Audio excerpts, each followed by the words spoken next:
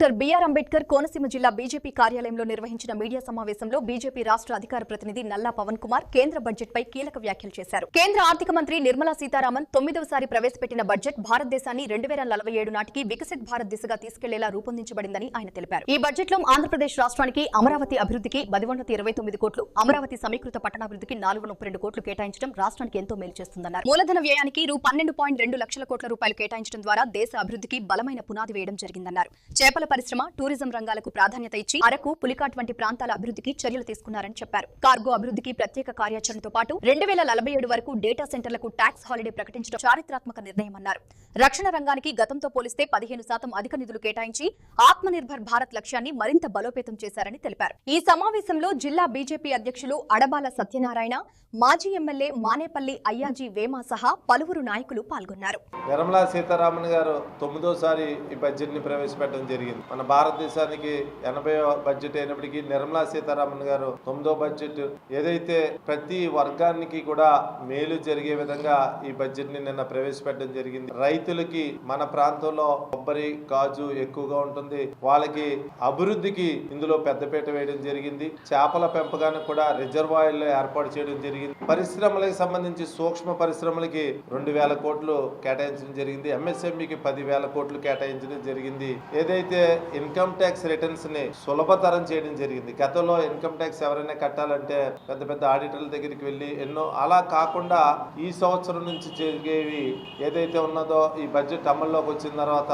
చాలా సింపుల్ గా ప్రతి సామాన్య వ్యక్తి కూడా ఇప్పుడు మన మొబైల్లో ఒక యాప్ ని ఏ విధంగా యూజ్ చేస్తున్నామో ఇన్కమ్ ట్యాక్స్ రిటర్న్స్ కూడా చాలా సులభతరంగా ప్రతి వ్యక్తి కూడా వేసుకునే విధంగా సులభతరం చేయడం జరిగింది. గతంలో ఏదన్నా ఇన్కమ్ ట్యాక్స్ లో కట్టడంలో అవకతవకలు జరిగిన ఎడల వాళ్ళకి చట్టపరమైన చర్యలు ఉండేవి. అవన్నీ కూడా తీసి కేవలం వాళ్ళకి పెనాల్టీ మాత్రమే, ఫైన్ మాత్రమే వేయడం కూడా మనం నిన్న ప్రవేశపెట్టిన బడ్జెట్ లో చూసాం. ఏదైతే గతంలో ఫైన్ వేసేది ఆఫీసర్ల చేతిలో ఉండేది, ఇప్పుడు ప్రతి అక్కడ వ్యక్తుల పలుకుబడిని బట్టి ఏమైనా మార్పులు చేర్పులు ఉంటాయని ప్రజలకి అనేక అపోహలు ఉండేవి. ఇప్పుడు అటువంటి అన్నిటికీ కూడా తావు లేకుండా ఆటోమేటిక్ గా కంప్యూటరైజ్ సిస్టమ్ లోనే పెనాల్టీ కూడా వచ్చే విధానాన్ని కూడా రూపొందింది. మన రాష్ట్ర విషయానికి వస్తే అమరావతి ప్రతిష్టాత్మకంగా మన రాజధాని అమరావతికి 1129 కోట్లు మంజూరు చేయడం జరిగింది. అమరావతి అభివృద్ధి కోసం, అమరావతి మన పట్టణ అభివృద్ధి కోసమని 432 కోట్లు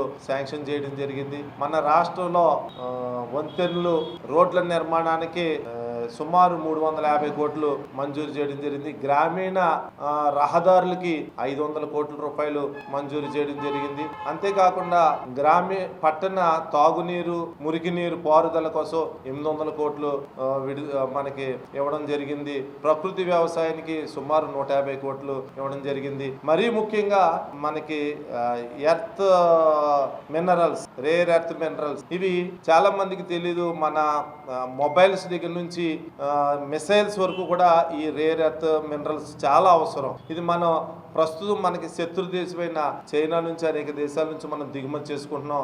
ఇప్పుడు సుమారు 60% మన దేశానికి రేర్ ఎర్త్ మినరల్స్ ని చైనా నుంచి దిగుమతి చేసుకుంటున్నాం. మన ఏదైతే మన శత్రు దేశానికి మన సంపదని ఇస్తున్నాం, దీన్ని అరికట్టాలని చెప్పి ఇప్పటి వరకు లేని విధంగా ఆంధ్రప్రదేశ్, కేరళ, తమిళనాడు, మన రాష్ట్రాల్లో, ఒరిస్సా, ఈ 4 రాష్ట్రాల్లో రేర్ ఎర్త్ మినరల్స్ కి సంబంధించిన క్యారిడార్ నిర్మించడం. దీనివల్ల మన భూమిలో, మన ఇసుకలో ఉన్న ఈ రేర్ ఎర్త్ మినరల్స్ ఏదైతే మన మొబైల్స్ కి, మిసైల్స్ వరకు ఉపయోగించి రేర్ ఎర్త్ మినరల్స్ ని మన క్యారిడార్ ద్వారా అక్కడే వాటిని ఉపయోగించుకునే విధంగా క్యారిడార్లు నిర్మించడం కూడా నిన్న దీన్ని ప్రకటన చేయడం జరిగింది. ఇలా మనకి 47లో స్వతంత్రం వచ్చింది. 2047కి స్వతంత్రం వచ్చి 100 సంవత్సరాలు పూర్తి అయ్యేటప్పటికీ మన వికసిత భారత్ విధంగా ఈ బడ్జెట్ ని ప్రవేశపెట్టడం జరిగింది. చాలా మంది విమర్శిస్తున్నారు, ఏదైతే బడ్జెట్ అంటే ఏదో వరాలు వస్తాయి, ఇవి వస్తాయి, ఇదంతా కూడా మరీ ముఖ్యంగా ఆత్మనిర్భర్ భారత్ వైపు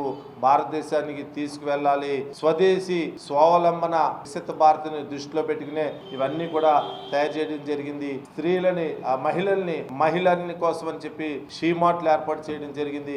ఇప్పుడు పరిశ్రమల్ని విద్యా సంస్థలతో అనుసంధానం చేయడం జరిగింది. ఏదైతే పరిశ్రమలకి అవసరమైన ఎంప్లాయీస్ని అందరినీ కూడా ఈ ఏదైతే విద్యా సంస్థల నుంచే వాళ్ళకి అనుసంధానం చేయడం వల్ల వాళ్ళకి డైరెక్ట్గా చదువుకుని నిరుద్యోగ సమస్య చాలా వరకు తగ్గుతుంది. ప్రతి పరిశ్రమలు అనేక పరిశ్రమలు భారతదేశంలో మన దేశంలో ఏర్పాటు చేయాలి, తద్వారా నిరుద్యోగ సమస్యని చాలా వరకు నిర్మూలించాలన్న విషయంగా కూడా అనేక పరిశ్రమలకి వేల కోట్ల రూపాయలు లక్షల కోట్ల రూపాయలు ప్రకటించడం జరిగింది. గతంలో 2014 సంవత్సరంలో మన బడ్జెట్ 17 లక్షల కోట్లు అయితే ఇప్పుడు 53 లక్షల పైగా కోట్లతో ఈ బడ్జెట్ని నిర్మలా సీతారామన్ గారు ప్రవేశపెట్టడం జరిగింది. ప్రతి వర్గానికి రైతులకి ఏదైతే వైద్య రంగంలో కూడా అనేక క్యారిడార్లు ఏర్పాటు చేయడం జరిగింది.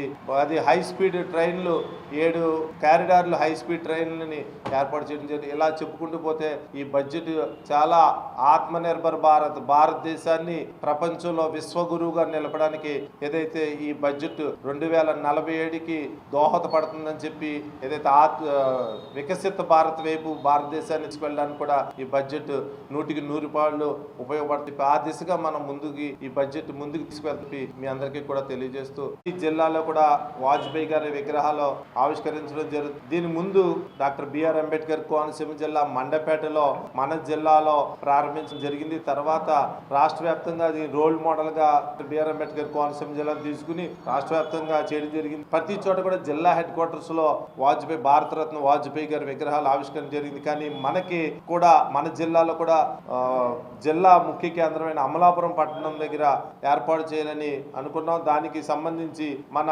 జిఎంసి బాలయోగి గారు ప్రీతం కీర్తిశేషులు బాలయోగి గారి కుమారుడు మన ఎంపీ హరీష్ మాధురి గారిని కూడా ఈ విషయం మీద సంప్రదించగా దీనికి గెస్ట్ గా ఎవరిని పిలుద్దామని చెప్పి అడిగిన సందర్భంలో గెస్ట్ గా హరీష్ మాధురి గారిని మనకి వాళ్ళ నాన్నగారు ద్వారా స్పీకర్ గా ఉండగా ఇక్కడ ప్రారంభించిన ప్రాజెక్టు ఆయన చేతుల మీదుగా పూర్తవ్వాలని చెప్పి మీరు రైల్వే మంత్రి గారు అశ్విని వైష్ణవ్ గారిని తీసుకురావాలి. ఇక్కడ ఉన్న కొద్దిపాటి నిధులు కాదు, పూర్తిగా మీ హయాంలో ఇక్కడ రైలు కోత వినిపించాలి. ఈ 3.5 సంవత్సరాలు అన్న ఒక ఉద్దేశంగా ఆయన్ని తీసుకురావాలి, ఆయనతో ఓపెన్ చేయాలని మేము కోరడం జరిగింది హరీష్ గారిని. హరీష్ మాధురి గారు కూడా మార్చి ఏప్రిల్లో ఆయన డేట్ ఉంటామని చెప్పి రైల్వే మంత్రి గారిని కూడా ఇక్కడ తీసుకొచ్చే ప్రయత్నం చేస్తామని చెప్పి చెప్పడం జరిగింది. ఆయన ఆ విధంగా మా పార్టీ ఎన్డీఏ కూటమి తెలుగుదేశం జనసేన అందరూ కలిసి ఏదైతే అశ్విని వైష్ణవ్ గారిని రైల్వే మంత్రి గారిని విన్నవించుకుని ఇక్కడ పరిశ్రమలో ఇక్కడ ఉన్న ఎక్స్పోర్ట్ కి రవాణాకు ఉన్న ఇబ్బందులను తెలియపరిక్షణమే